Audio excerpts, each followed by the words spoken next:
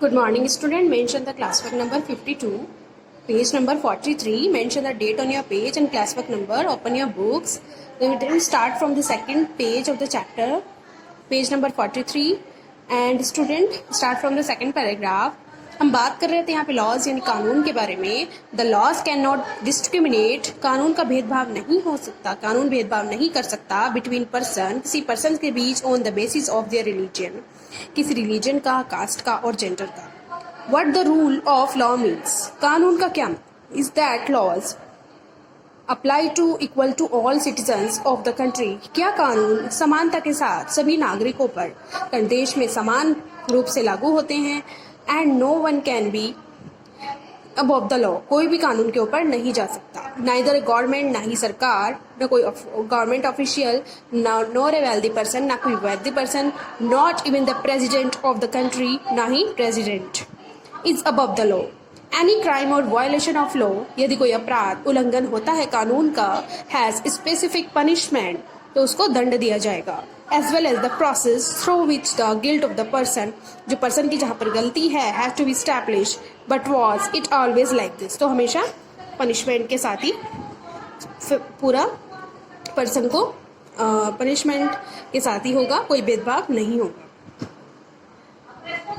And student, क्या but was it always like this, क्या पहले भी ऐसा होता था.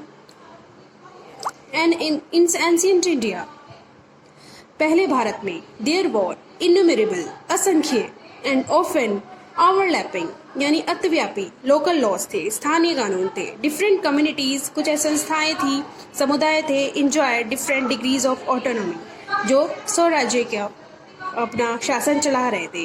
And in administrating these law, और उनका प्रशासन कर रहे थे.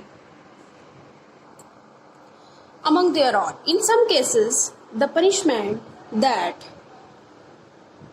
the persons received for, पहले क्या रूल था, in some cases, the punishment जो दंड मिलता था, that two person received, जो दो पर्सन को मिलता था, for the same crime, एक ही अपराध के लिए, varied depending, जो डिपेंड करता था on their caste, उसकी कास्ट पर और बैकग्राउंड, उसके बैकग्राउंड पर.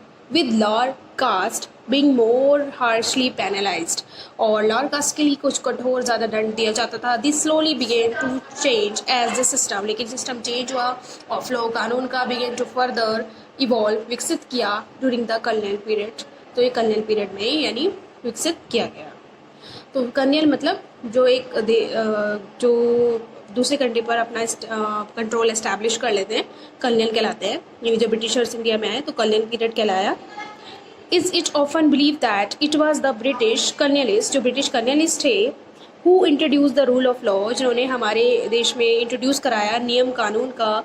Historian have dispute this claim, उन्होंने इसका विवादित दावा किया ऑन सेवरल ग्राउंड्स पर, कि two of which include first that colonial law was arbitrary, colonial law जो कानून था अंग्रेज़ों का वो मनमाना था. एंड सेकंड, इंडियन नेशनलिस्ट, जो हमारे भारतीय राष्ट्रवादी हैं, प्लेड ए प्रोमिनेंट रोल, उन्होंने अपना प्रोमिनेंट रोल निभाया इन द डेवलपमेंट, विकास के लिए, ऑफ लीगल स्फेयर, एक सही कानूनी क्षेत्र में इन ब्रिटिश इंडिया में. One of the British law is that एक सेडिटेशन मतलब राजद्रोह, एक ब्रिटिश लॉ निकला था राजद्रोह का एक्ट, जिसमें 1870 में जो एक्ट निकला था. The idea of person protesting, the idea of sedition was broadly understood with in act, जो आइडिया था जो सेडिशन का, वो उसमें एक्ट था कि एनी पर्सन प्रोटेस्टिंग, कोई भी पर्सन प्रोटेस्टिंग विरोध कर सकता है, क्रिटिसाइजिंग आलोचना कर सकता है. The British government could be arrested without due trial, कि ब्रिटिश गवर्नमेंट अरेस्ट कर सकती है बिना किसी ट्रायल के.